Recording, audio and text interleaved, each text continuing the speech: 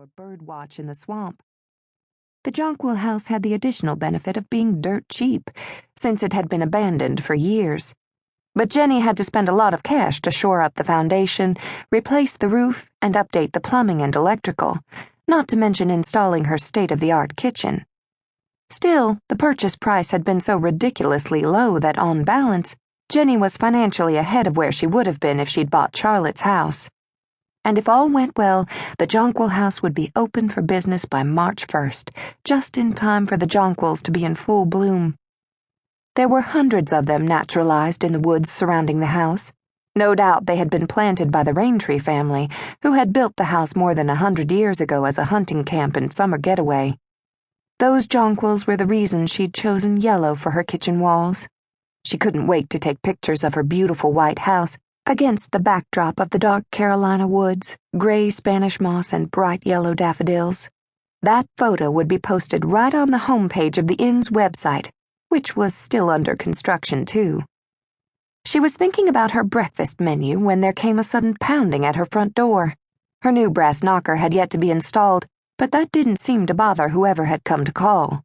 In fact, it sounded like someone was trying to knock the darn door down. She hurried down the center hall, enjoying the rich patina of the restored wood floors and the simple country feeling of the white lath walls. Maybe the movers had changed their minds and she'd be able to get Mother's furniture set up in the bedrooms after all. She pulled open the door. "It's about damn time. It's freezing out here." A man wearing a rain-spattered leather jacket, a soggy gray wool hat, and a steely scowl attempted to walk into her hallway. Jenny wasn't about to let this biker dude intimidate her, even if he was a head taller than she was. His features were stern and his nose a tad broad, as if it had been broken once. Several days' growth of slightly salt and pepper stubble shadowed his cheeks, and his eyebrows glowered above eyes so dark they might have been black. If he'd been handsome or heroic-looking, she might have been afraid of him or lost her nerve. Handsome men always made Jenny nervous. But big guys with leather jackets and attitudes had never bothered her in the least. She always assumed that men like that were hiding a few deep insecurities. "Can I help you?" she said in her most polite future innkeeper voice. "You damn well can. I want a room." I'm sorry, but the inn isn't open." "Of course it's open. You're here. The lights are on. There's heat." "We're not open for business." He leaned into the doorframe. Jenny held her ground. "Do you have any idea who I am?"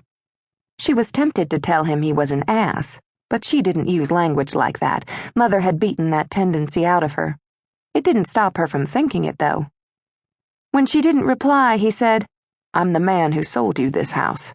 I would like, very much, to come in out of the rain." "The man who—" "The name's Gabriel Raintree. My family built this house. Now let me in." She studied his face.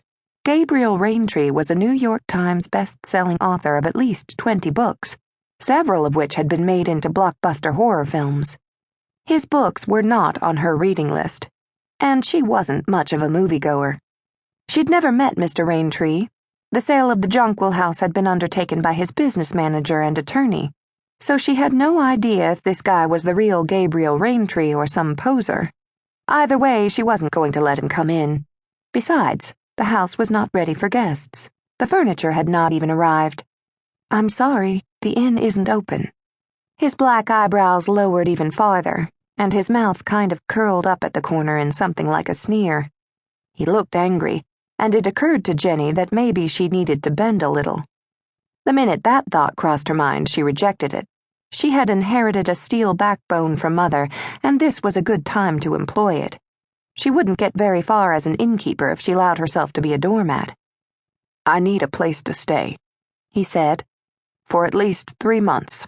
I'm behind on my deadline." 3 months? Good Lord, she wasn't running a boarding house. But then, she supposed that if anyone could afford 3 months' lodging at a B&B, it would be someone like Gabriel Raintree. The income would be nice, but she wasn't ready for any guests. "I'm very sorry. The inn won't be open until March. If you need to stay in last chance, there's always the Peach Blossom Motor Court, or you could see if Miriam Randall will take you in. She sometimes takes in boarders." "Damn it all, woman."